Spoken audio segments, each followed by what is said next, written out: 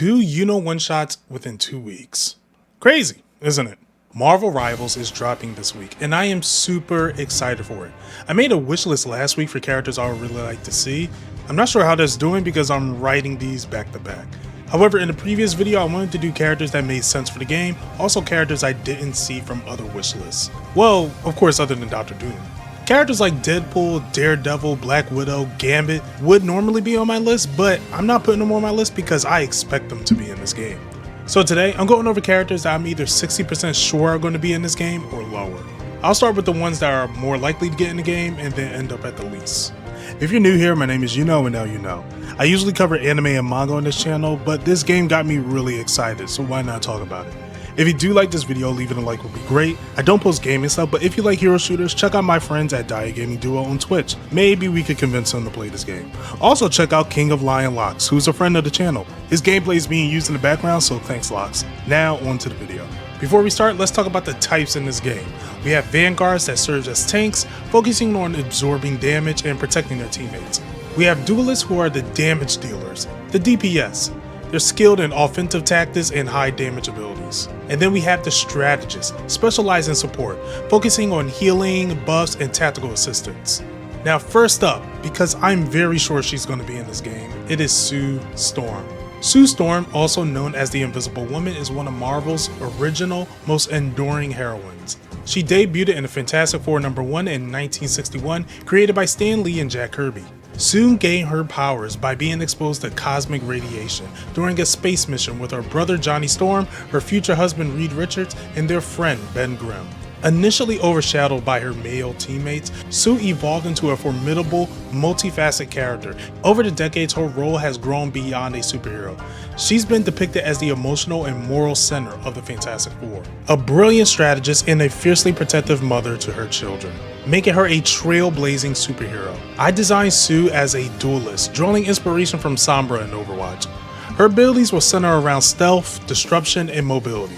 Her basic attacks will be invisible strikes. She will shoot out bursts of force field like darts. Her alternate fire will be a giant push from the force field.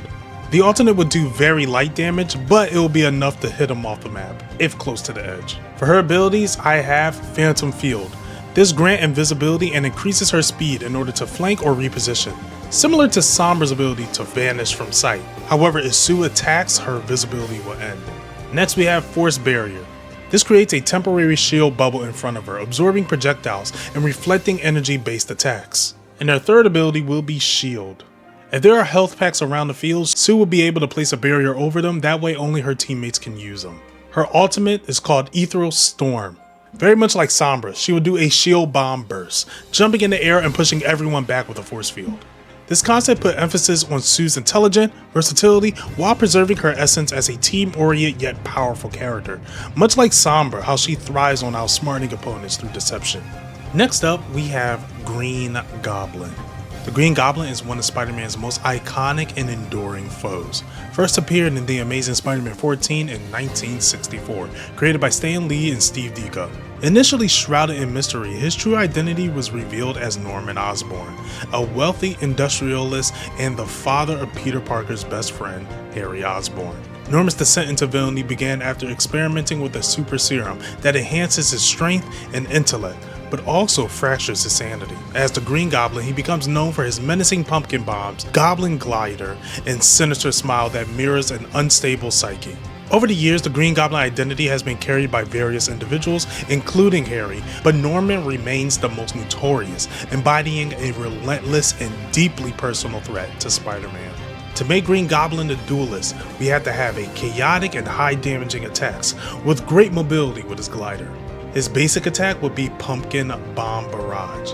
He throws small pumpkins that explode on impact, dealing splash damage. Direct hits will cause burning damage over time. For his abilities, he'll have the Glider Strike, dashing forward on his glider, knocking back enemies in his path, dealing damage. This ability allows for rapid repositioning and aggressive dive into battle. Next ability is Razor Bat Storm. He deploys a flock of small, razor-sharp bat drones that flies in a targeted direction, dealing continuous damage to enemies in their path, forcing them to move out of the position. The next one is Sticky Bomb. He tosses a pumpkin bomb that sticks to an enemy or a surface. After a short delay, it explodes, dealing significant damage to the target and nearby enemies. And for his ultimate, we have the Goblin Frenzy. Now, one of my favorite designs of Green Goblin is from the Ultimate Comics. If this version of Goblin would be in here, he would be more like a hawk, but I would like to have that in his ultimate. Green Goblin would temporarily transform into a more unhinged version of himself, jumping off the glider and power bombing the ground, making a huge pumpkin mushroom cloud. This design highlights Green Goblin's unpredictability, fitting as an archetype of a high-risk, high-reward duelist.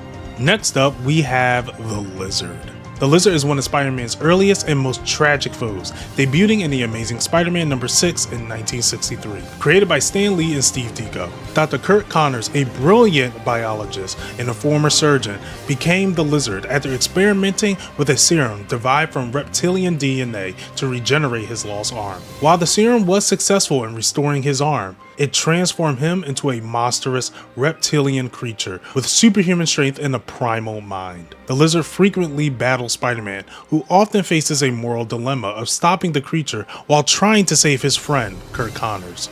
The Lizard will be a vanguard. This will capitalize on his immense physical strength, regenerative abilities, and primal ferocity. For the basic attacks, he will have his Savage Claw, a series of powerful melee swipes with his claws, with the final hit being a combo dealing more damage. For his abilities, he'll have a tail sweep. Lizard will spin using his tail to knock back enemies in a wide arc around him, dealing damage and briefly stunning them. Primal Leap. Lizard leaps in great distance, landing with a ground-shattering impact that deals area of effect damage. Ferocious Roar. He lets out a terrifying roar that stuns enemies. His next one is Regenerative Adaptation. This is a passive move that heals Lizard over time. Although while he is healing, it will reduce a portion of his damage to make it a little bit more balanced. His ultimate is Predator's Domain.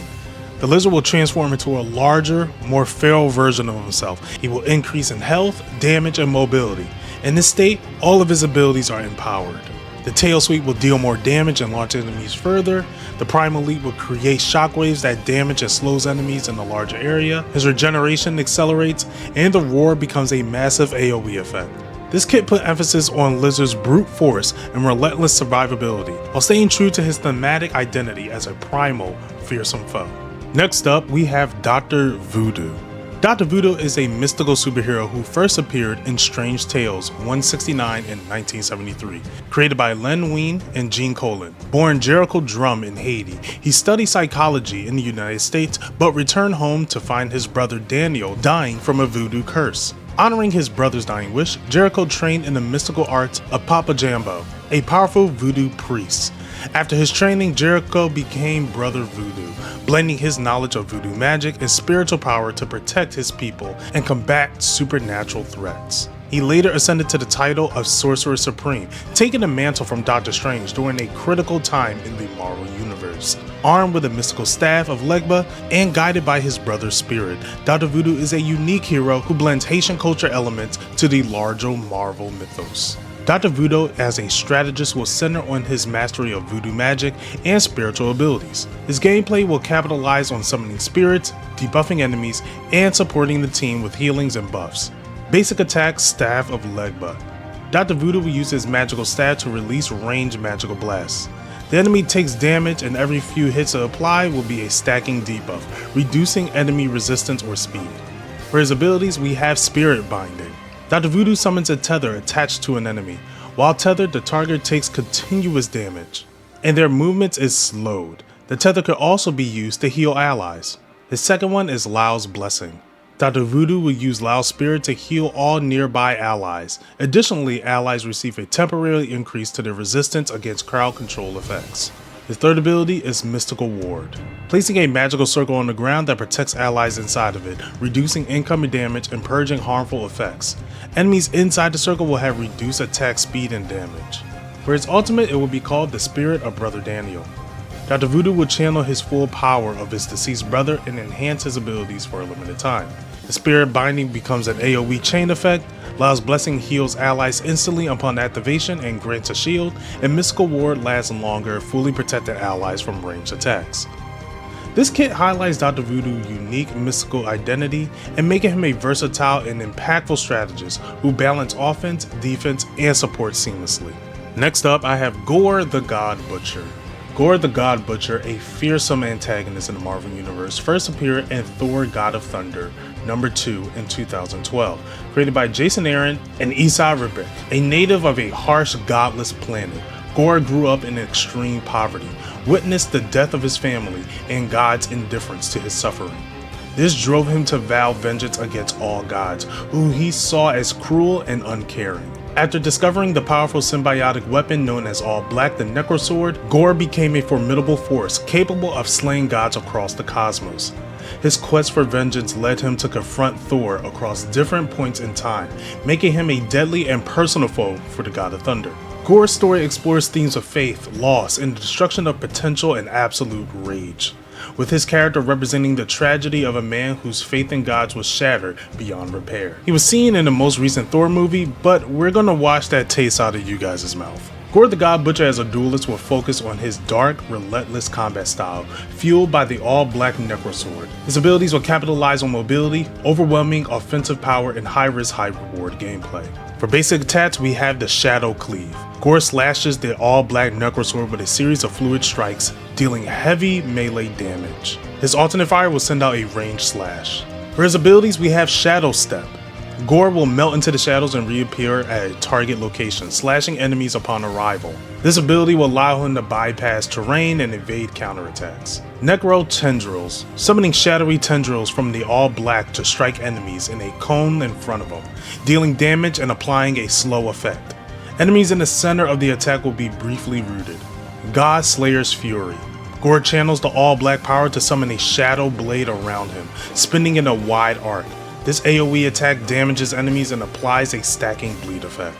And Unholy Resistance. This passive grants Gorr lifestead based on the damage dealt with his abilities. When this ability is activated, it increases his lifestead and reduces incoming damage for a short period of time, allowing him to sustain prolonged fights. And for his ultimate, Wrath of the God Butcher, Gorr will unleash the full power of All Black and transform into a shadowy, monstrous form.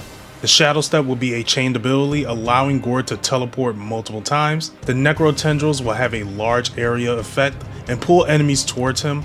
The Unholy Resistance will heal him significantly upon activation, providing immunity to crowd control, and God Slayer's Fury deals enhanced damage and applies a stacking debuff that reduces the enemy's healing. This design put emphasis on Gorr's brutality, relentless nature, and making him a fearsome duelist who rewards aggressive and precise plays when leveraging his dark god-killing power. And for the last character I have in this wishlist that I have a feeling is not going to be in this game, but I would love to see him, it is Lockheed. Look, if Jeff the Shark made it into this game, we need another animal character in here. Lockheed is a fictional dragon in the Marvel Universe, appearing in X-Men 96 in 1975, created by Chris Claremont and Dave Cockrum. Lockheed's origin is tied to X-Men's Kitty Pryde, who discovered the dragon while the team was on a mission in space. Initially, Lockheed appeared to be a regular alien creature, but over time he became a loyal companion to Kitty, often accompanying her on various adventures. Although Lockheed has the ability to breathe fire and fly, he's mostly depicted as a small, playful, and affectionate creature with a distinctive purple-colored appearance. His bond with Kitty Pryde has been a central part of his character development, and he has appeared in numerous X-Men stories as a beloved and valuable member of the team. Lockheed's charm and unique role in the X-Men universe have made him a fan favorite, representing the deep emotional connection superheroes can form with an unexpected ally. Lockheed will work brilliantly as a strategist. His abilities will focus on aerial support, utility, and tactical interference to assist his team. Basic attacks will be a flame burst. He will shoot bursts of fire at the enemy, dealing damage over time. His alternate fire will be an ethereal breath. He will shoot an icy flame that can freeze enemies over time. For his abilities, we have Winged Scout. Lockheed gains a height advantage while flying, revealing enemies' position to teammates with a certain radius. He can also detect invisible or cloaked enemies briefly when in proximity. Plasma Tail. Lockheed will leave behind a trail of plasma flames when he flies, creating hazardous areas that slows and damages enemies passing through it. This ability can be used to zone or block out key routes. Protective War. Lockheed will emit a sonic roar that briefly stuns the enemies into a cone, while granting nearby allies a shield that absorbs a portion of the incoming damage. And for his ultimate, we have Dragon's Wrath. Lockheed would channel a powerful elemental burst combining fire and lightning into a large area. It will disable enemy shields, deal massive AoE damage, and applies a burn effect to hit all targets. This design balances Lockheed's small stature and loyal support role with a powerful tactical edge, making him a valuable strategist in the game dynamics. And those were the characters I would like to see in Marvel Rivals. The game is coming out this week, so I'm excited to play. But again, if you guys want to see gameplay, check out my buddy Locks or check out Dia Gaming Duo. They probably won't play it, but we'll see. If I really enjoy this game, I might keep making wishlists over time. But let me know what characters you would like to see in Marvel Rivals. Thank you guys for watching, and until next time, you know where to